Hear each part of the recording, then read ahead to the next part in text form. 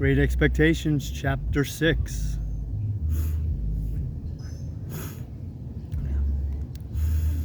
My state of mind regarding the pilfering from which I had been so unexpectedly exonerated did not impel me to frank disclosure, but I hope it had some dregs of good at the bottom of it. I do not recall that I felt any tendencies of conscience in reference to Mrs. Joe when the fear of being found out was lifted off me, but I loved Joe, perhaps for no better reason in those early days than because my dear fellow let me love him. And as to him, my inner self was not so easily composed. It was much upon my mind, particularly when I first saw him looking about for his file, that I ought to tell Joe the whole truth. Yet I did not. And for the reason that I mistrusted that, if I did, he would think me worse than I was. The fear of losing Joe's confidence and of thenceforth sitting in the chimney corner at night staring drearily at my forever lost companion and friend tied up my tongue. I morbidly represented to myself that if Joe knew it, I never afterwards could see him at the fireside feeling his fair whisker without thinking that he was meditating on it. That if Joe knew it, I never afterwards could see him glance, however casually, at yesterday's meat or pudding when it came to today's table, without thinking that he was debating whether I had been in the pantry. That if Joe knew it, and at any subsequent period of our joint domestic life remarked that his beer was flat or thick, the conviction that he suspected tar in it would bring a rush of blood to my face.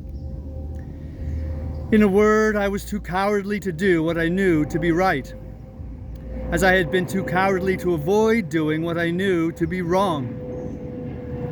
I had no intercourse with the world at that time, and I imitated none of its many inhabitants who act in this manner. Quite an untaught genius, I made the discovery of the line of action for myself.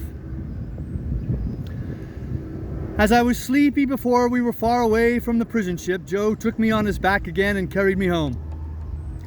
He must have had a tiresome journey of it, for Mr. Wopsle, being knocked up, was in such a very bad temper that if the church had been thrown open, he would probably have excommunicated the whole expedition, beginning with Joe and myself.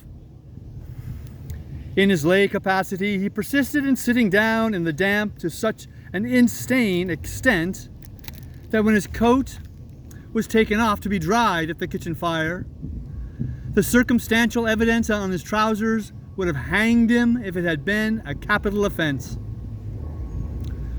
By that time, I was staggering on the kitchen floor like a little drunkard, through having been newly set upon my feet, and through having been fast asleep, and through waking in the heat and lights and noise of tongues. As I came to myself with the aid of a heavy thump between the shoulders, and the restorative exclamations, "Yah! Was there ever such a boy as that?" from my sister. Not really a sister voice, but that's okay. I found Joe telling them about the convict's confession, and all the visitors suggesting different ways by which he had got into the pantry. Mr. Pumblechook made out, after carefully surveying the premises, that he had first got upon the roof of the fort, and had then got upon the roof of the house, and had then let himself down the kitchen chimney by a rope made of his bedding cut into strips. And as Mr. Pumblechook was very positive and drove his own chaise cart over everybody, it was agreed that it must be so. Mr. Wopsle indeed wildly cried out, "No!" with the feeble malice of a tired man. No. But as he had no theory and no coat on, he was unanimously set at naught, not to mention his smoking hard behind, as he stood with his back to the kitchen fire to draw the damp out, which was not calculated to inspire confidence.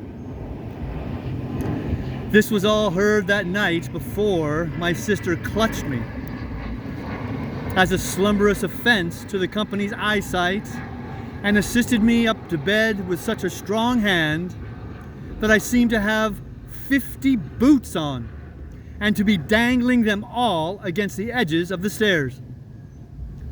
My state of mind, as I have described it, began before I was up in the morning, and lasted long after the subject had died out, and had ceased to be mentioned, saving on exceptional occasions.